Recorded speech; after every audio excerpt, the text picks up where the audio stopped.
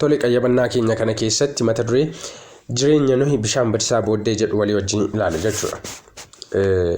Qayyabannaa keenya kanaan duraa keessatti Nohi jagni amantii sun namni dhaloota waaqayyoon gane keessatti waaqayyoof amanamummaadhaan dhaabbate sun yeroo addunyaan guutummaan jallina shaakaletti ati immoo na duratti qajeelaa taatee argamteetta jechuudhaan kan waaqayyo dhugaa ba'eef sun akkamittiin waggoota 120 markaba hojjechuudhaan markaba sanaan karoora fayyina waaqayyo dhala namaaf qabu fiixaan baasuu keessatti gahee olaanaa akka inni taphate walii wajjin ilaalaa turre jechuudha.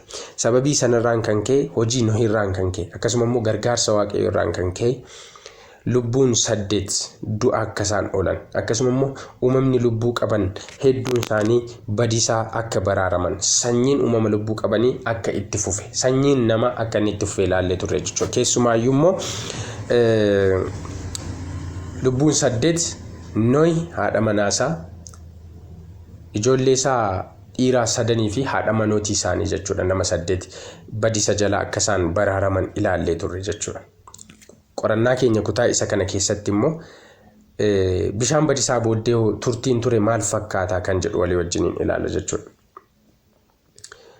Macaafni qulqulluun keenya kallattiidhumaan yeroo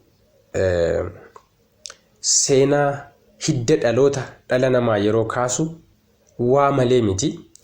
Seera uumamaa boqonnaa 5 keessatti waa'ee hidda dhaloota Addaamii kaasee haga Nohitti jiran ni kaasa. Sun immoo akkamittiin dhalli namaa bishaan badisaarraa baraarame kan jedhu sanyii kamtu bishaan badisaarraa baraarame kan jedhu nuuf ibsuuf jechuudha. Akkuma beeknu Nohi bichaa miti dhaloonni hedduun turaniiru.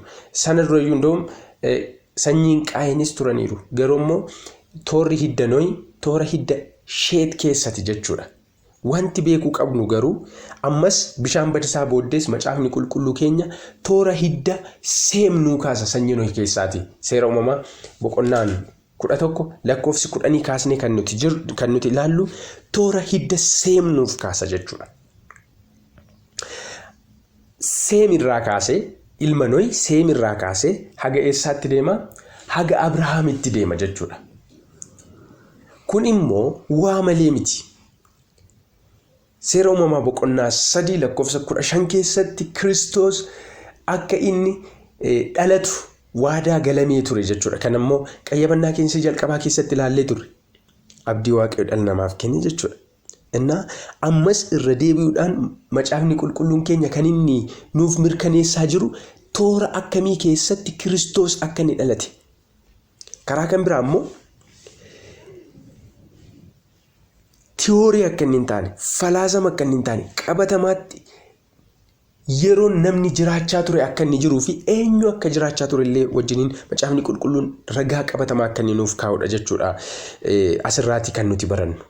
Garuu Seemii kaasee macaafni qulqulluun keenya hamma Abrahaamitti nu kaa'a. Sana booddee immoo Abrahaam irraa kaasee immoo seerri uumamaa guutummaansaa hamma Yoosefitti kan inni kaasu jechuudha. Argitanii Abrahaam, Yisihaaq achiin booddee ijoollee Yisihaaq keessaa immoo waa'ee Esaawuu fi ijoollee Abrahaam keessaa waa'ee Yisihaaqii fi waa'ee Ishmaa'eel achiin booddee immoo ijoollee Yisihaaqitti darba ilma kakuutu isa ture waan ta'eef Yisihaaq keessaa immoo ijoollee Esaawuu fi Yaaqoob keessaa immoo waa'ee Yaaqoobiin achiin booddee Yaaqoob keessaa immoo ijoollee Isaaq waa'ee 12 isaanii akkasuma immoo qomoo Israa'el jechuutiin deema jechuudha. Sana booddee qomoo Israa'el keessuma akkuma Yaaqoob xumura irratti eebba Yaaqoob xumura irratti kenne akkuma arginu jechuudha.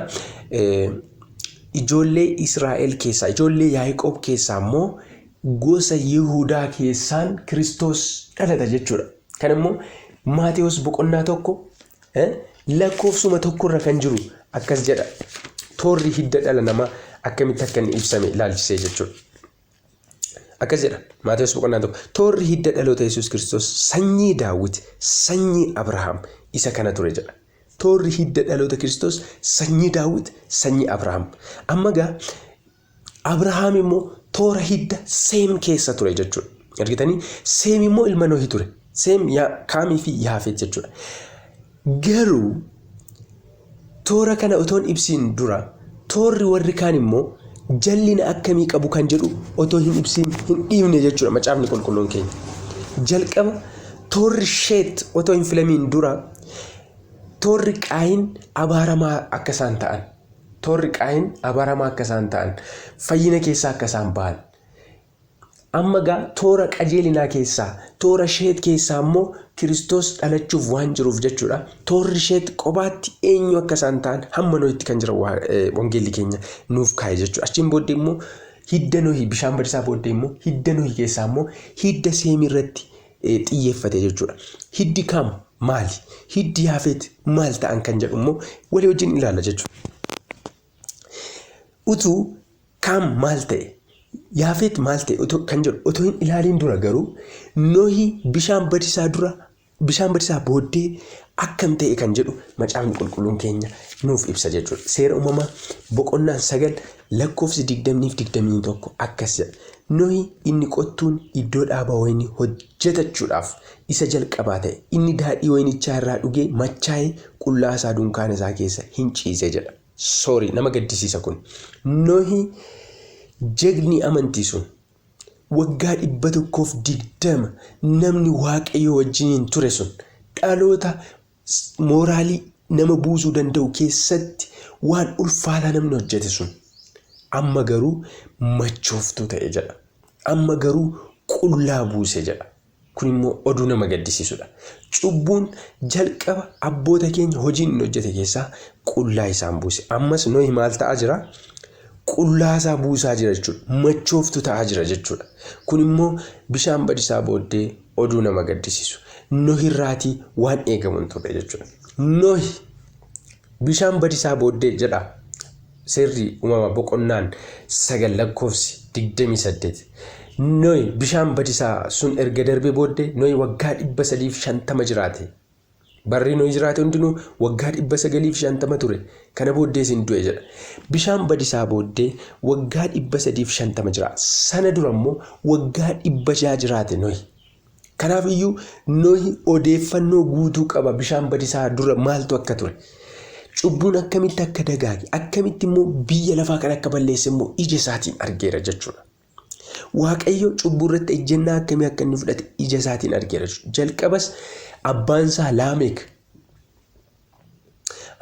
Laameek Addaam wajjin waggaa 50 jiraate ture. Yoo seenaa kana yoo herreegne jechuudha. Kaalkuleeshinii hojjen abbaan Nohi Laameek Addaamii wajjin waggaa meeqa jiraateera?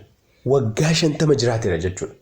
Kana jechuun Laameek Nohiif odeeffannoo guutuu jalqabarraa kaasee Addaamirraa kan dhaga'e guutummaatti Nohiif kenneera jechuudha.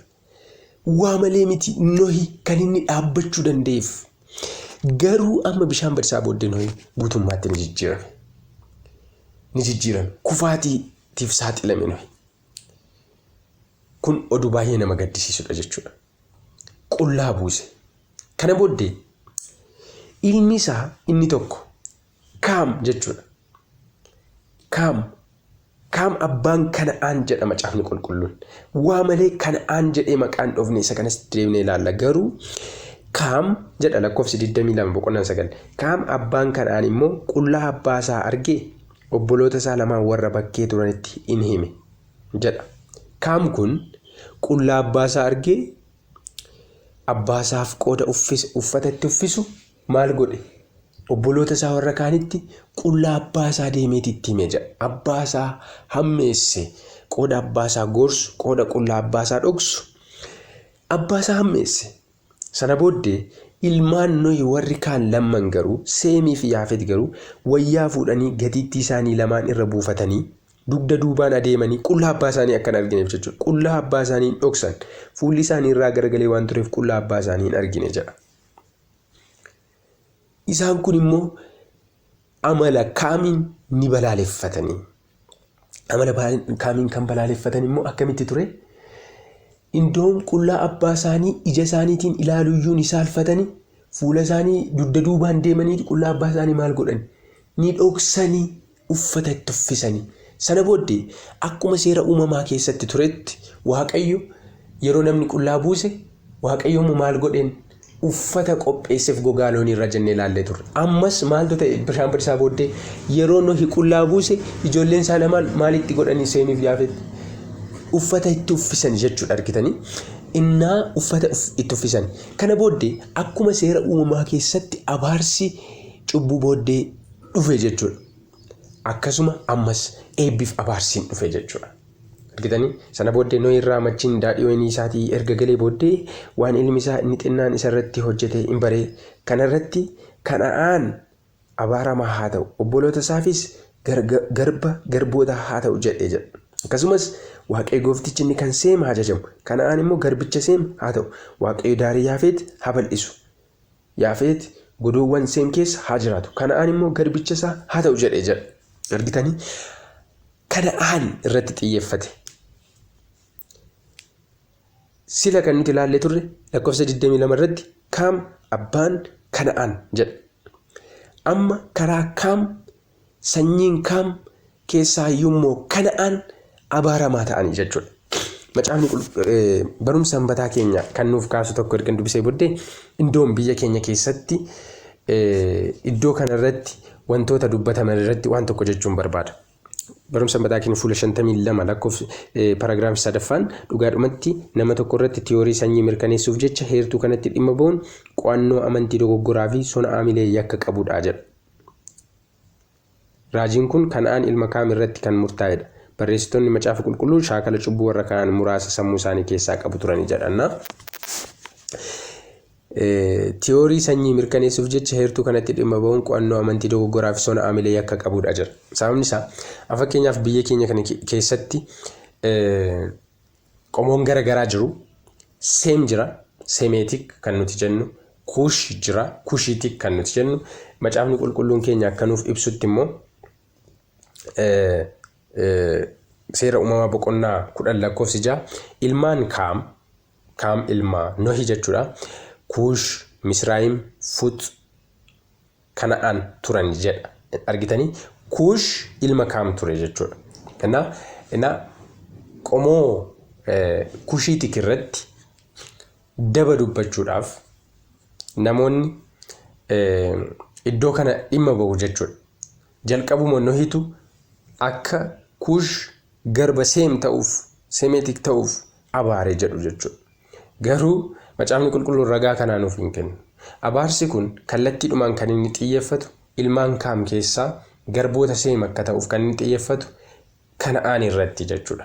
Garuu kun kan inni xiyyeeffatu dhimma qomoo irratti osoo hin taane barumsa sanbataa keenya akka nuuf kaasu dhimma qomoo irratti osoo hin taane jallina qomoon sun hojjetu irrattidha jechuudha kan inni xiyyeeffatu. Kanammoo kan nuti arginu qomoon Kana'aanonni jechuudha hojii Waaqayyo hin jaalanne Waaqayyo fuulduratti hojii gaddisiisaa kan hojjetan akka isaan ta'an wanti nuuf barreeffamee jira. Fakkeenyaaf seeruma uumamaa keenya kana boqonnaa 13 lakkoofsa 13 yoo laalle namoonni Sodoom jedha. Namoonni Sodoom immoo jal'oota cubbuu baay'eedhaanis Waaqayyoon kan yakkan turanii jedha. Argitanii namoonni Sodoom jalloota turanii jedha. Namoonni Sodoom jalloota turanii jedha. Garuu Sodoom kun immoo ilmaan eenyuuti? Akkuma uumama boqonnaa 10 lakkoofsa 19 irraa ilaallutti fakkeenyaaf 15 irraa kaasnee ilaaluu dandeenya. Kana'aan Sidooniin dhalchee inni ilma isaa hangafa ture. Itti aansee Heetiin, Yibusoon, Amoorota warra jedhaman booddee Girgashoon, Hiwoon, Arqoon, Sinoon, Arwadoon, Samaroon, Simaaroon, Kamaatoon dhalchee booddee immoo qomoon Kana'aan hin tamsa'anii. Lafti warra Kana'aan Sidoonii ka'ee karaa Geraar irra hamma Gaazaatti karaa Sodoom, Gomoraa, Adiimaa fi Zido'iim hamma Laashaatti hin bal'ata. Amma gaa warri Sodoom qomoo Kana'aan turan jechuudha. Argitanii Sodoom jechuudha. Uumamni boqonnaan 13 lakkoofsi 13 maal jedha? Namoonni Sodoom immoo jal'oota cubbuu baay'ina Waaqayyoo kan yakkan turanii jedha. Argitanii uumama boqonnaa 19 keessatti immoo lakkoofsa 5 hanga 7tti akkamittiin cubbuun akka inni Sodom keessatti akka inni babal'achaa ture iddoo sanatti wanti kaa'u jira jechuudha. Ijoolleen Loot kan ilma obboleessaa Abrahaam jechuudha. Akkamittiin Loot irratti yakka akka isaan hojjetan. Garuu ammoo yakki isaan hojjetan sun callisanii osoo hin taane indoom lakkoofsa 31 irratti maal jedha? Boqonnaan 19 lakkoofsa 31 gaaf tokko intalli isaa isheen hangafni ishee quxisuudhaan abbaan keenya dulloomaadha akkuma guutummaa biyya lafaatti ta'utti. Ishee kanarratti akkasiin xiyyeeffatanii akkuma guutummaa biyya lafaatti ta'utti namni nu bira ga'u immoo tokkollee biyya kana hin jiru wanti jedhu jechuudha. Waan baay'ee rakkisaadha jechuudha. Sababni isaa akkuma guutummaa biyya lafaatti ta'utti jechi jedhu biyya sana keessatti mandara isaan keessa jiraatan keessa Sodomiif Gomoraa keessatti maaltu akka inni jiru wanta kaasudha jechuudha. Argitanii kun oduu baay'ee nama gaddisiisudha. Sababni isaa walumaa galatti Kana'aaniin yeroo abaaru Nohi jechuudha. Kan inni irratti xiyyeeffatu maanninni yakka isaan hojjetan irrattidha jechuudha. Argitanii kun immoo babal'inaan macaafa qulqulluu keessatti kan argamudha jechuudha. Kana irratti hundaa'eeti Nohi abaarsa kan hin dabarse jechuudha. Argitanii qomoon kun biyya lafaarra bittimna yakki karaa isaanii ni babal'ate jechuudha. Jallinni ni babal'ate jechuudha. Argitanii sababii kanaaf abaarsaaf ta'an sana booddee qomoon Kana'aan kun garboota Seem haa ta'anii jedhama jechuudha. Kun immoo eebba of keessaa qabaa jedha barumsa mataa keenya illee taanaan jechuudha. Sababni isaa Kana'aan biyya abdii ture. Biyyi Kana'aan qabate amma akka arginetti Sidoonii ka'ee Geeraar, Gaazaa, karaa Sodoom, Gomoraa, Adimaa, Zebi'oon, Laashaa kan nuti jenne sun jechuudha. Karaa san daangaa kana bal'atu kan ta'e sun Waaqa Abrahaamiif waadaa galee ture san seera uumamaa boqonnaa 12 lakkoofsa 5 ilaaluu dandeessu. Indoom Waaqayyo kanarra kan caalu yerootiin daangesseeyyuu Abrahaamiif waadaa galee ture boqonnaa 15 yeroo laaltan lakkoofsa 13 irratti maal jedha? Waaqayyo Musa Abrahaamiin sanyiin kee biyya kan isaanii hin ta'in keessatti galaa ta'uuf jetti garbummaatti hojjechuudhaaf waggaa 400 cunqurfamuuf akka jiran dhugaa isaa beekii. Erga jedhe lakkoofsa 16 yakki warra Amoorotaa ammayyuu safara isaa guutee waan hin raawwataminiif sanyiin kee immoo dhaloota afuraffaatti deebi'anii dhufu jedhee jedha. Argitanii Amooronni sanyii Kana'aan turan. Amooroon ilma Kana'aan ture. Kana ilaallee ture. Kana'aan ilma Kaam ture. Walumaa galatti sanyiin kun garba Seem akka isaan ta'uuf jedhan ta'uu qaban Waaqayyo ajaja karaa Nohiin dabarse jechuudha. Argitanii kanarraan ka'uudhaan seerri uumamaa boqonnaan 10 lakkoofsi 11 kaasee kan jiru hidda dhaloota sanyii Seem irratti xiyyeeffata jechuudha. Sana booddee Seem irraan Abrahaam dhufa. Argitanii Seem Arfaaksaad dhalchee, Arfaaksaad Shalaan dhalchee, Shalaan Eber dhalchee, Eber Feleg dhalchee, Feleg kun immoo Re'uu dhalchee, Re'uun kun immoo Serug dhalchee, Serug kun immoo Naahor dhalchee, Naahor kun immoo Taaraan dhalchee, Taaraan immoo Abrahaamin dhalchee jechuudha. Argitanii kana jechuudhaan hiddi dhaloota Yesuus immoo Abrahaam irratti dhaqeeti hidhama jechuudha. Kana booddee sanyii Kiristoos keessaa dhalate sanyii akkamii akka ta'e gadi fageenyaan nuuf ibsa jechuudha. Argitanii walumaa galatti turtiin Nohi jireenyi Nohi bishaan badisaa booddee baay'een isaa kan nama gammachiisu akka inni hin taanes keessatti argina. Garuu ammoo sanyii Seemiif garboota haa ta'anii kan jedhu kun ammallee abdii of keessaa qaba. Abdii akkamii kan jedhu akka nuti ilaalluun barbaada jechuudha. Waaqayyo yeroo kana jedhu booda keessa qomoo Seem keessaa fayyinni Kiristoos akka inni dhalatu waan beekuuf Waaqayyo amma kan inni irratti xiyyeeffachaa jiru qomoo kana irratti jechuudha. Qomoo kanaaf garba ta'u jechuun booda dhuga bahiinsa karaa Israa'eliin qomoo Israa'eliin addunyaaf darbuun addunyaan Waaqayyoon hin beekne fayyinaaf akka isaan ta'an karaa addaatiin ibsa jechuudha. Fakkeenyaaf Isaayaas boqonnaa 66 lakkoofsi 18 amma 20tti kan jiru akkas jedha.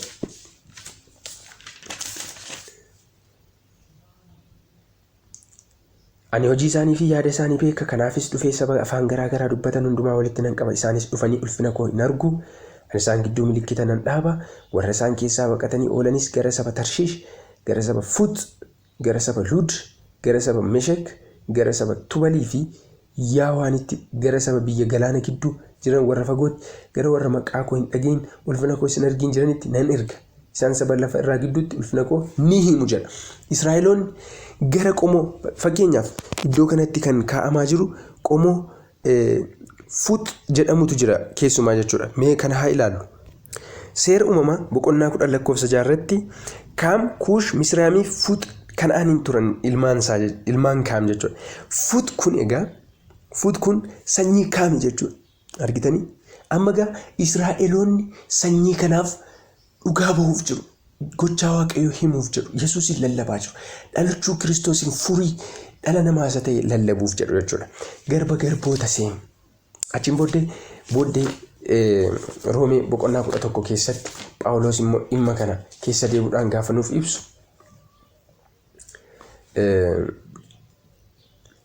lakkoofsa 25 nuti gargar baasee hubate akka isin hin jenneef dhoksaa dhugaa kan akka beektan nan barbaada. Yaa obboloota ko, innis immoo mata jabinni Israa'el keessaa gar tokkotti dhufe.